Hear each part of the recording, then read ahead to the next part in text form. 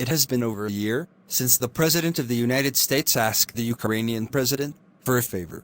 In other words, Trump asked President Zelensky for dirt on Joe Biden to beat him in the 2020 presidential election. I can debate this with any Trump supporter any day. USA. USA.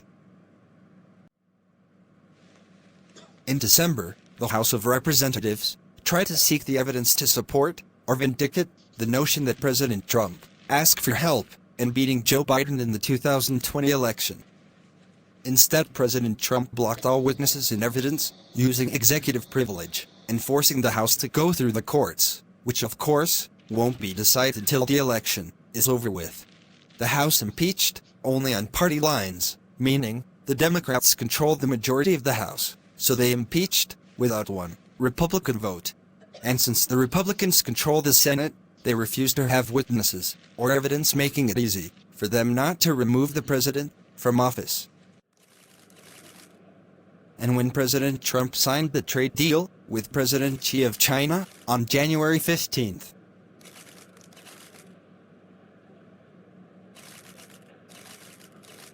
guess what else was going on in Wuhan, China? The local government was celebrating Chinese New Year by trying to host the world's largest potluck dinner, attracting 40,000 people, and trying to break the Guinness Book of World Records. Knowing how China handles bad news was not going to tell everyone the fact that a new virus was spreading around. Remember, the Chinese are one of the best at censorship, something we all should know. Now we are dealing with a president ranked #1 most divisive president in history, managing the most important pandemic since the Spanish flu in 1917. This also proves that money is more important than health, or money is more important than the people. And although 1/3 of the population can get seriously ill when infected by coronavirus, Trump and his base can now show you how much they really care about science. But the COVID-19 virus is not the main thing I am here to talk about, because the virus is not the main problem. A president who brags about the biggest military in the world, which was the biggest before he was president, also have the best intelligence in the world to let him know that a pandemic was going to be globally serious. Am I right? This is the same president who cannot manage this crisis. Why? Because he does not know how to manage this crisis, period. He is just a greedy boss. He can't figure this out with just loyal staff and acting titles.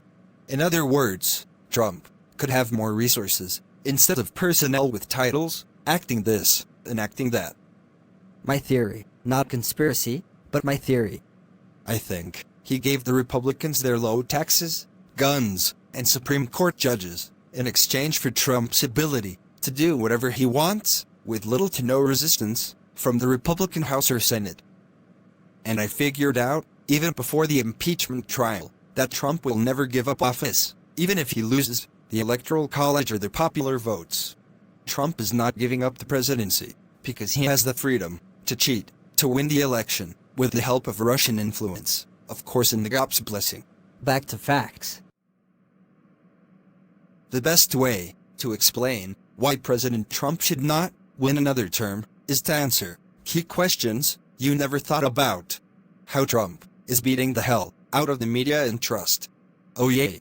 Anderson Cooper was voted one of the most trusted journalists. This was before Trump got into the 2016 campaign. I am going to give you facts, theory, not conspiracy theory, projections, and opinion. And now, you can see how lies and denial can hurt or kill you.